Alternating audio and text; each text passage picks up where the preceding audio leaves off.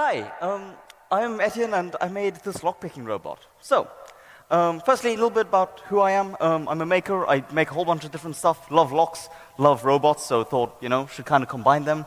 I'll have another QR code right at the end if you're interested, but yeah. So, lockpicking 101. I'm going to take some audience questions here. If you want to break into this house, how do you do it? Yeah. Big brick, right? Okay, next question. Lockpicking 101. How do you break in here? Yeah, you get a clipboard and like a polo shirt, right? So generally, lockpicking isn't actually used for kind of breaking in. It's used by like lock sports. So people, you might have seen the lockpicking tent over there. So people who are doing that kind of stuff, locksmiths, and occasionally, but very rarely, for like covert entry where you can't really throw a brick through a window. Lockpicking 102. There is a whole bunch of different types of locks. So yeah, you can see a whole bunch over here, and you might recognize a few. Today, we are only going to be talking about pin tumbler locks. That's locks which the key looks a little bit like this. Also one little note about lockpicking. Never pick a lock that isn't yours and that is in use. If it's in use, it can like break and jam and like just destroy the lock forever. And if it's not yours, shouldn't be picking it. A little bit about lockpicking. Who here, just raise of hands, has done lockpicking before? Yeah, okay. Most people, but not everyone. So very briefly, we've got a bunch of pins over here, and if you try turn this kind of silver part, this like gold part, it's not going to turn. All those pins are going to jam against it, and it's going to just prevent it from turning, right? If you put the wrong key in, it's going to lift each of those pins up and down, but it's not going to align with what we call the shear line, which is this line right over here. But if you put the correct key in, then all those blue pins are going to be above that, and all the red pins are going to be below that, and that's going to enable you to actually turn the lock, right? So that's basically how like any standard pin tumbler lock works. If you're trying to do picking, what you generally try to do is you like put a bunch of tension on it, and then you lift each pin one by one, and you'll find one that really sticks. And that's because of manufacturing differences. One pin's going to be slightly bigger than the rest, and that's going to just kind of jam up. Once you've got that, the next pin will be the thing that's actually blocking it from turning, etc., etc., etc., right? Which means that generally, at once, you only have one pin that's actually binding against it. Next little thing, master keys suck. They're kind of everywhere without you really realizing it. So these TSA locks, you might have seen the symbol on your suitcase. It is on your suitcase. They're really, really bad. They suck for a whole variety of reasons. Firstly, it's one key that unlocks tons of things. So if you take a picture of that, you can unlock often like hundreds of thousands of different things. Again, think of the like TSA lock on your suitcase. You can unlock basically everyone's suitcase if you've got a picture of that one key, right? Next thing is, if you've got the key, it looks like you own the lock, right? So you can just walk up to anyone's suitcase, or you can walk up, in this case, to an elevator and just unlock it. I'm not going to say what brand of elevator, but that elevator has been retrofitted by basically the same one that does about like 60% of the London elevators, and they all have the exact same key. So it's not exactly safe, used in many places and very easy to Google. Which brings us on to the TSA lock. They really suck. Don't use them other than on luggage, and that's kind of because you have to.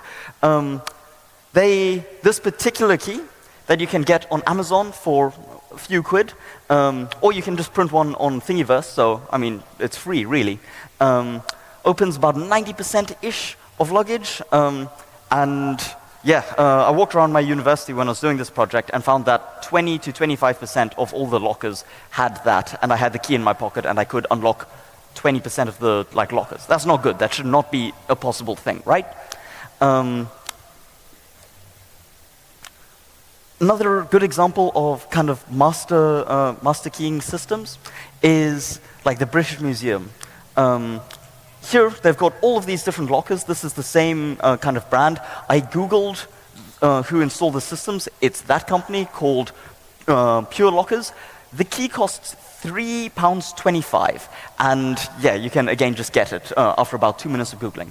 But really, When you like type your code in, you can't and you forget it at the end of 8 hours of exploring.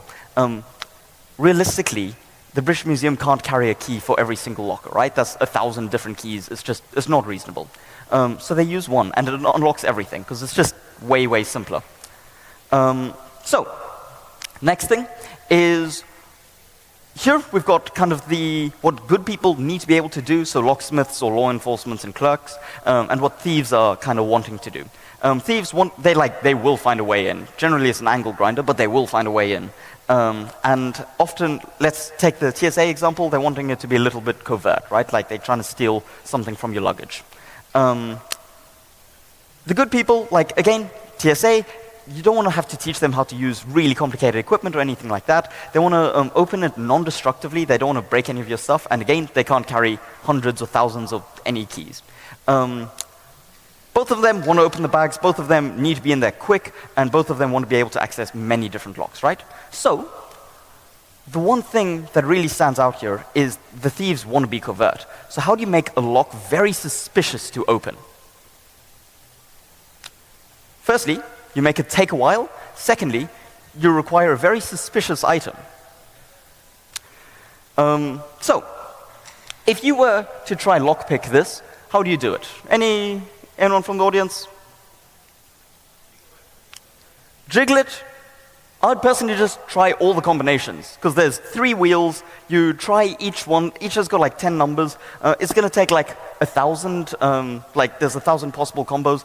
If you take a second per combo, it's going to take you about 16 minutes 16 minutes to go through all of them, and 8 minutes on average to get it. So yeah, you can just try all of them. So why can't we do that same technique with normal locks? Which brings me to this. This is my project. This is the lockpicking robot. If you have a look over here, this whole section is just a lock. Everything from this side onwards is the actual robot, right? The way it works is it's got this metal key, which I've got right here. And I'll try to get on the camera for you. It's got this metal key, which has a series of very, very tiny holes in it. These tiny holes let me pass a very thin wire through it. And those wires let me effectively lift those pins up to various different heights. That is the same as, it effectively lets us do the brute forcing technique that we tried for the combination lock. Could I get back to the slides? Cheers. One little caveat is because this is a key, it's got a bit of a weird key shape, which means that you have to make this part for every individual kind of type or class of lock. If you imagine if this key fits in here, it's not going to physically fit in here. But other than that, all other locks of this similar design, similar shape, it would be able to pick. Other thing is this is kind of a cut open view. This is based off the Sputnik patent from 1991, which has expired. But the idea behind that was that you had a series of wires that a person would physically push in to actuate those pins, right? So yeah, instead of a robot pushing it, you just have a human pushing it. Here's a few different videos of it working. If you have a look at the first one, you can see the pin is being slowly and very, very gently lifted up. So once I tested that and I made a resin 3D print of the key to make sure everything was working, I decided to put some servo motors on it. At the moment I'm using very, very small dynamic stall servos, which means that they're very, very precise. They go to about there's 1,024 different clicks within a full rotation. So very precise and very, very fast moving. And the last video, you can see all the wires are moving very, very small amounts, and you can see each of the servo motors one by one going in. Yeah. So, first question that a lot of people ask is, yeah, all right, but how fast is it? It's all right. It does about 0.7 seconds per combination, which is a little bit faster than when we were doing the manual one, right? We averaged about 1 second. So if we were to use those awful TSA locks, it would take, on average, about 9.5 seconds, or if you're doing all of them, roughly 19 seconds to break into it.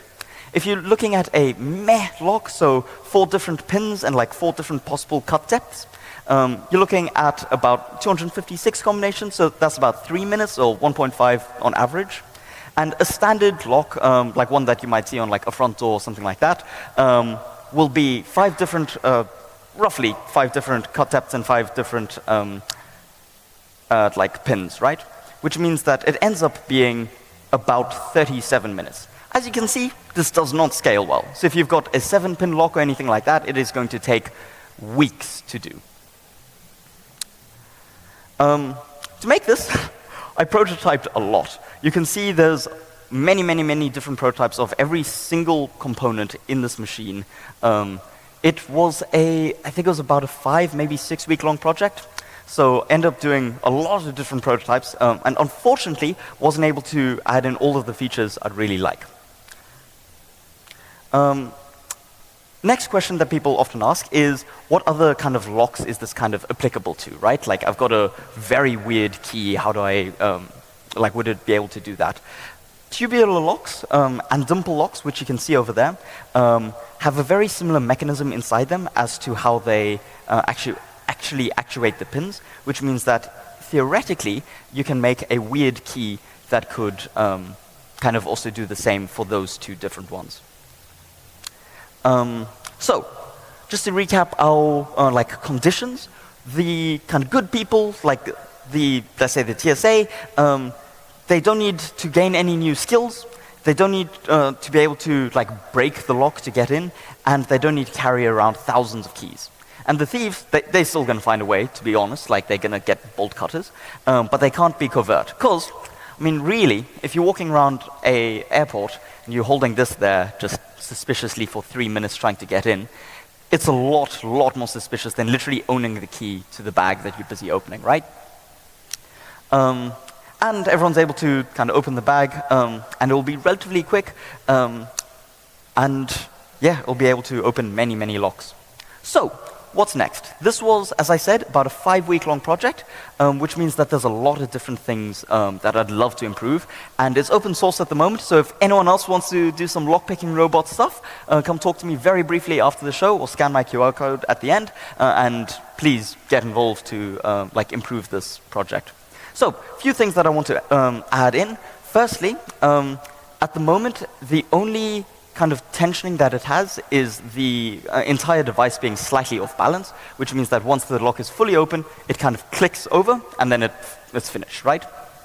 Issue with that is the lock doesn't even know that it's, like, the machine doesn't know that it's finished picking, so it just kind of keeps going, and it kind of breaks itself in the process because it's like pushing through the actual plastic, like the wire is pushing through the actual plastic, which isn't great.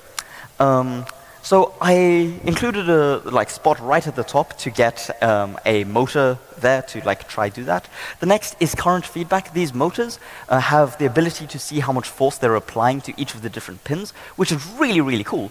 But I'd love to effectively get it to try a few normal techniques first. For example, pushing all of the pins really high in a technique called combing, if you know a little bit about lockpicking. Or just trying individual pin picking to see which one's binding more, and then focusing on that until it eventually gets through. And if none of those techniques work, then eventually going for the brute force technique. So it will get in, but it will generally go like a lot faster, right? The next is, because there's sensors in there, you'll be able to use it for a whole bunch of different things. So you can use it for lockpicking like manufacturers, for them to do research on like different techniques and doing like QA. So they can be like, this pin is slightly bigger than all the others because it's binding first, therefore we should probably fix that in this line of locks. I'd also love to make, as I said, these keys only fit in one type of lock. So either a technique that lets you fit a key in kind of all different types of lock, or many more key blanks. These are pretty easy to model, but you just have to get them ideally metal 3D printed, which can be a little bit tough. If not, you can do like resin 3D printed as well. And yeah, the last one is, if you, again, know a little bit about lockpicking, there's a thing called a false set, where you try like lift up a pin and you go, sweet, it clicked through properly. But sneakily, it didn't. It gets into kind of like a groove in the pin. So it starts to turn, but it's not fully up. And I'd love to see if you can get some sort of like ML model to like aggregate that data and see like what the actual feeling is through the like current feedback for that. So, few really frequently asked questions. Are digital locks more secure? Yes and no. Yes, because they can have so many more combinations, right? But we are doing roughly a second to try each combo. Digitally, if you're looking at like an RSA hash or something like that, you can like go through those really quick. And you can have that from a whole bunch of other kind of different things. But as with the real world, no one's really trying to break your hash by like doing every single combination. Realistically, people are doing like trying to find weird bypasses. So if you went to the like quantum encryption talk yesterday, you'll have some idea of that kind of thing. But really, they're going to go ask your bank, hey, can you reset my password, or do some stuff like that that's just kind of bypassing the system entirely. My lock is weird. Can it be picked? Yes. Again, a brick gets through all of the locks, right? Unless it's a really high security lock, and then you need a proper angle grinder. Lockpicking 103, tons of different types. What is the best lock? If you want to know, there's a QR code over there. There is a lock sport community which has kind of a ranking system on all the different types of locks, and it says, you know, this is a black belt to pick, this is a green belt to pick, and it tells you how good a different lock is. But it doesn't really matter too much. Again, brick. Last thing is that this is now open source, so please go contribute to it. There's the QR code over there to the GitHub. Please go develop it a little bit more and work on some cool add-ons to this. I'm only going to be here very briefly after the talk because I've got a train to catch. But if you'd like to talk to me, I love talking about robots and locks and my left hand and bread, all that kind of stuff. So if you want to talk to me, scan that QR code and message me on any of those different social medias. Thank you very much.